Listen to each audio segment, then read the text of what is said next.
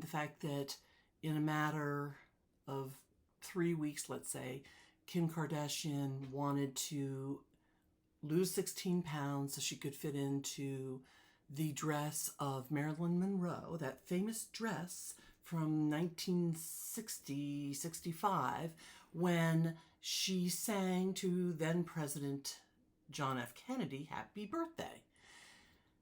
For me, as a physician, I found her comment that she basically lost a massive amount of weight in a short period of time in what I deem a quick fix diet. I think it is extremely dangerous and harmful. Since the 1950s, it isn't just currently, but since the 1950s, women have been trying to meet cultural standards of beauty using diet pills, laxatives, restrictive diets, and even binging and purging.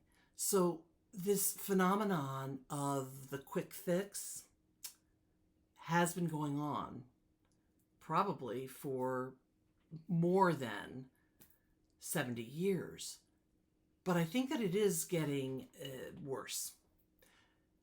Other health professionals have spoken and written on Kim Kardashian's now viral video clip and have made comments around how very dangerous it is for a person in general, but an A-lister specifically, to sort of advertise a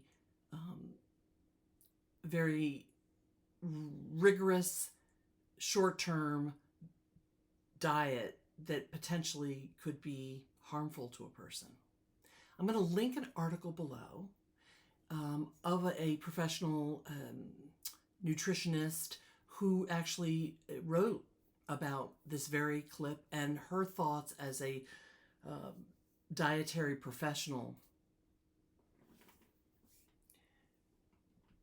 From the medical side, as a physician, I know that many people, many of my patients, no matter their age, but especially in the demographic of puberty to age 30, and often in the demographic of women, puberty, young women, young ladies, puberty to age 30, struggle with the whole issue around body image. And as sort of a factoid, in the United States, 9% of people, men and women, in their lifetime, 9% of United States people will suffer from an eating disorder. Second to the unintended deaths from the opioid crisis, heroin overdoses, unintended. The second, number 2 cause in the United States of unintended deaths is from eating disorders. It's amazing to me to know how epidemic eating disorders are amongst all demographics, social, class, ethnic, racial, cultural groups, males and females, that second to a heroin overdose, unintended death from the consequences of eating disorders is a leading number 2 cause in the United States of unintended death. The mainstream media generally caters to folks under the age of 30.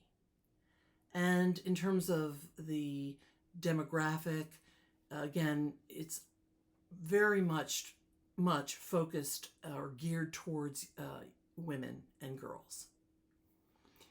Celebrities are definitely looked up to as what we call the perfect ideal. And while for you that are listening to my channel, and for me, Kim Kardashian or other celebrities may not be our perfect ideal. It certainly is influential in the lives of young people. My two daughters are in their 20s, and they went through that phase of selfies and Snapchat and TikTok, and actually sometimes they still take selfies. But now that they're in their early 20s, they've said to me, Mom, we're so grateful. We're so grateful that we're not 12 or 13 years old again. Because now, with the advent of social media, the pressure on young people is exponentially increased.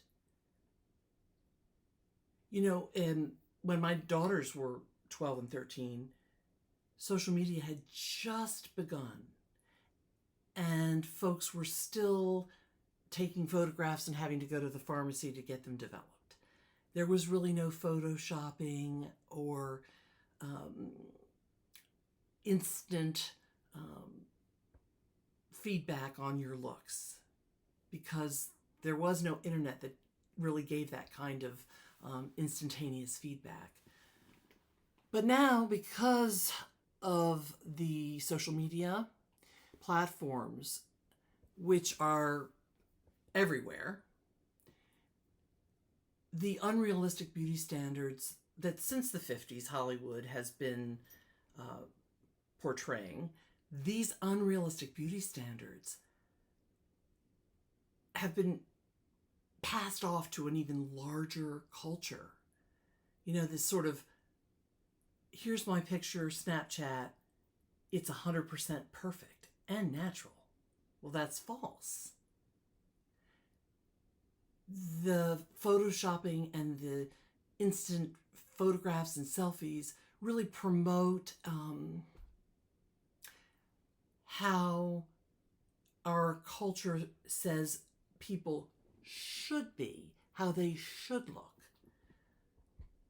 And in my opinion, even though we're living in a time where we're trying to be more inclusive of different body types, different ethnicities and races and cultures, I believe that with the advent of social media, we are increasing in some ways the objectification of females. Instead of saying, a young lady is valued for her mind, for her heart, for her empathy, it's even more so than when I was growing up. Now, her body and how she displays that to the world through social media, that seems to matter. I think not only does social media sometimes promote, often I will say, depending on the platform, the objectification of women, but I also think that it perpetuates a harmful and false narrative about what beauty really is. When I was in medical school, one of my mentors shared a concept with me that I will never forget, and it was very life-changing for me. And that is that women, females, go through 11 different body types during their lifespan. And I had never really thought about it that way. And what my mentor said was two things. He said, women go through normally throughout their lifespan 11 different body types. And the goal of becoming a mature and integrated adult, whether male or female, is to understand and accept that we go through these different phases. And in that particular conference, my mentor, was speaking about the fact that men, biological males, are wired very differently in some ways than females, in terms of the fact that biological males are wired to see the physical beauty and the youthful beauty, physical beauty of a woman before even deciding whether they're interested in her mind, her heart, her empathy, etc.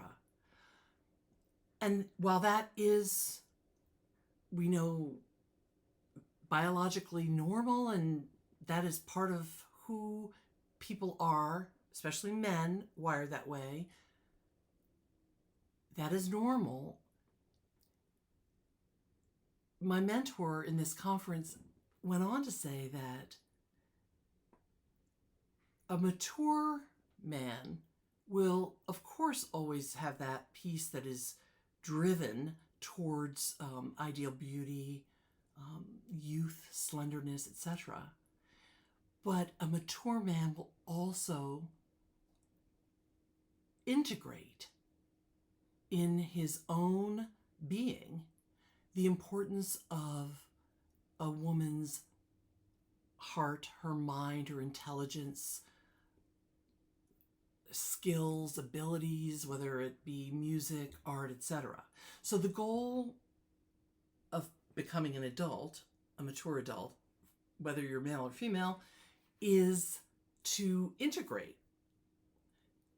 who we are and not just to go for some sort of ideal youth, fountain of youth body image.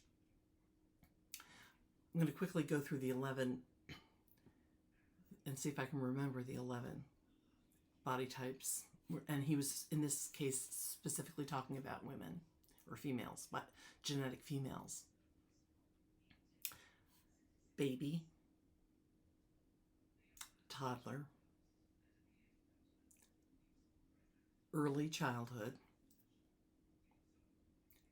puberty, late puberty, up until age 20, young adulthood, when the body is, in a genetic female, is most fully developed and most fertile. I think that's 6 so far. Then there's pregnancy. The body totally changes, right? If a woman has been pregnant and gives birth, there is the postpartum body, which actually will never go back to the prepartum body type again. It will lose the weight. One can lose the weight, but the changes in the pelvis and everything persist. So that's 8. 9 would be sort of middle adulthood, what we call the perimenopause, when women begin to lose some of their body mass in terms of bone density and muscle mass. Then you have the menopausal years, where you get rapid decrease in muscle mass and bone density, and you can fight that with excellent diet and exercise. We can talk about that in another video. And the 11th and final stage is frail elderly. And it's almost like a circle, right? Because in the frail elderly, you see both men and women begin to repeat that first body type of the baby, where they are more helpless, they're hunched over, they can't walk as well, they maybe slow down and have difficulty speaking, thinking, etc. So you really see them almost in an infantile state in that way, ultimately towards the end of the frail elderly phase. Anyway, the point being is that those 11 body type phases that model or exemplar really stuck with me.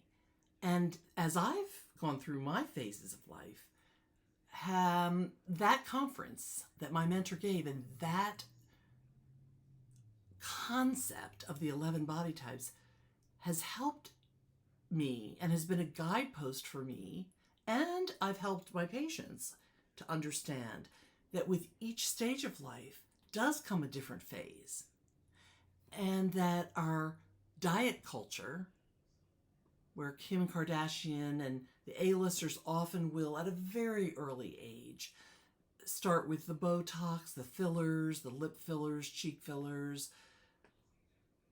etc., plastic surgeries, let's say, in order to avoid some of the aging that happens to all of us naturally. If we could think about, learn about, and talk about the 11 normal body types that we all go through, that would, I think, really help mitigate against the epidemic, really, of the epidemic of eating disorders, right? And also the epidemic of what we call body dysmorphia, where a person can, whether male or female, can be of a normal weight, be of a normal size, be healthy, but in their mind, they believe that they are way overweight or way underweight. They have a mismatch between what their vital statistics show, height and weight in this case, and what their mind is telling them. And that body dysmorphia phenomenon really has accelerated in the past decades because of the internet, because of all the filters and photoshopping that accelerate this appetite, really, for people to want to be ideal, perfect. Okay, so I want to sort of come full circle and talk about the fact that we've looked at the Kim Kardashian clip with respect to her rapid, purposeful weight loss. We've talked about the Met Gala and also the pressure of what I call diet culture on young people, especially in our society. Now, most of the people here on my channel and just in general on a lot of the true crime and or news type of channels are women between ages 45 and 65. We do have some men, but the vast majority of us, whether we're male or female, we are between the ages of 45 and 65. So the whole mainstream media, A-list culture, the whole social media, Snapchat, photoshopping, body image type of stuff is not really something that we necessarily experience or are influenced by. However, because we're mostly, as subscribers to my channel and other YouTube channels, adults in our 40s, 50s, and 60s, obviously we are either parents, grandparents, sisters, brothers, or just friends, or maybe a boyfriend or girlfriend to somebody. We have great opportunity to change the narrative of the diet culture in the United States and to really positively influence the next and newer and younger generations. How do we enact change? Well, first of all, I suppose the question I should ask you is, do you think we need to enact change? Do you think there is a problem with diet culture and the perception of ideal beauty and the pressure that it puts on, especially young people, especially because of the advent of social media and photoshopping, etc. So is there a problem? I maintain that there is, but I'm interested to know, do you think there is? Let's go on the assumption that there is this pressure of the diet culture, the ideal body image, which is accelerated by social media. Let's make that assumption. How do we enact change? Two ways, in my opinion.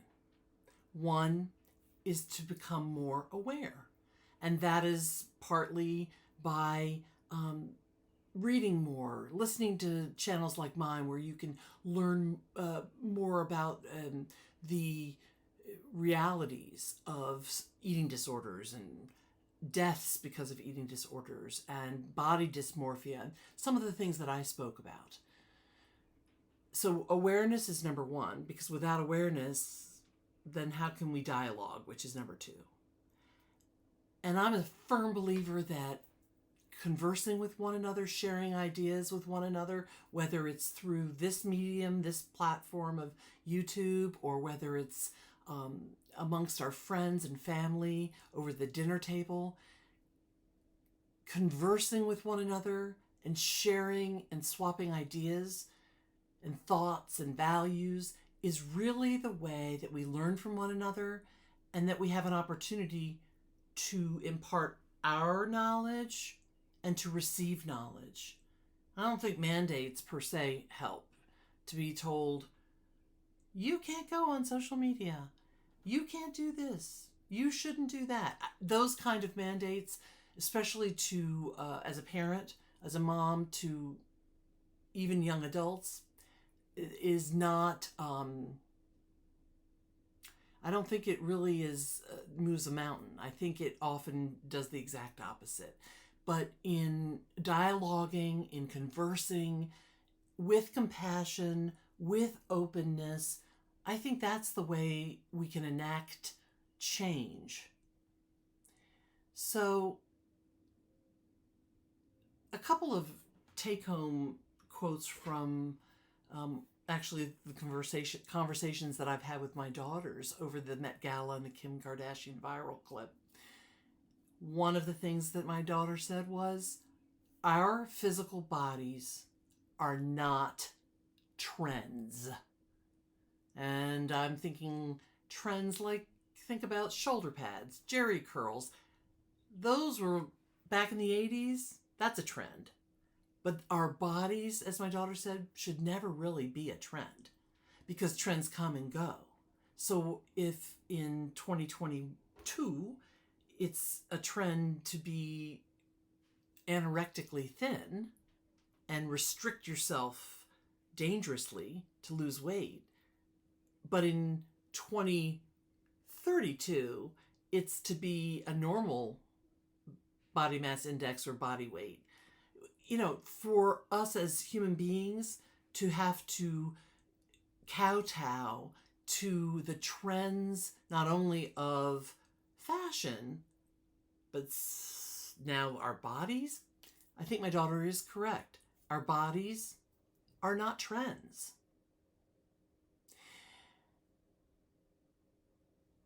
You don't need to look like your filtered Instagram or Snapchat photo. I think that's another thing we can talk about. When we feel pressure, or when young people feel pressure to filter every photo, to Photoshop every photo so that they look perfect and ideal and unwrinkled and unmarked and unblemished, that puts pressure on them. That's part of the diet culture. We don't need to look filtered. Again, I think the concept of that women, especially women, go through 11 different body types through the lifespan. Reviewing that in our minds, what are those 11 types? Owning it. I don't like to be 62. I'm 61.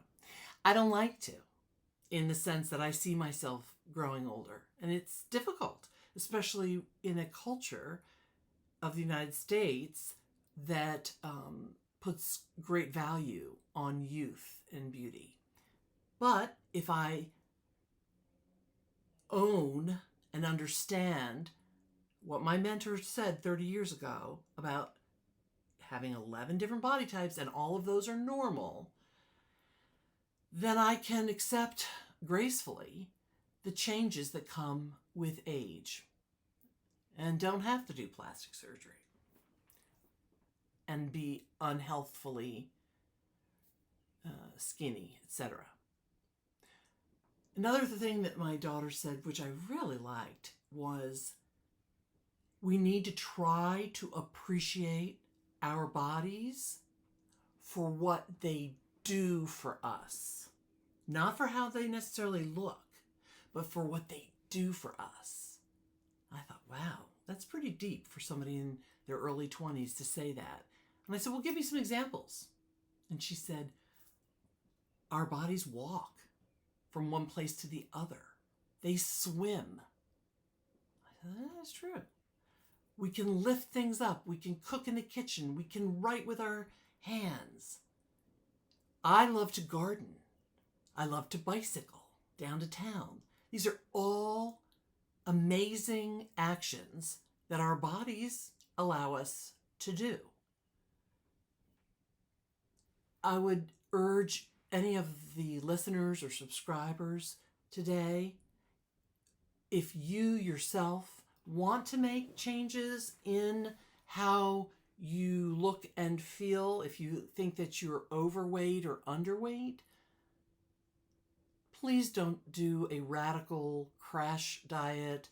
Please don't use laxatives or binge purge or restrict your diet simply to try to get to a goal that you think you need to get to. I strongly, strongly urge you, if you want to make changes, to do so in a healthful fashion. Talk to a certified dietitian, nutritionist, certified exercise trainer, your primary care physician, your nurse practitioner or physician's assistant, if they have interest in nutrition and exercise, a physical therapist. I mean, there are many health professionals who are able to give excellent guidance in a healthy manner in order for you to lose or gain or maintain a healthy body.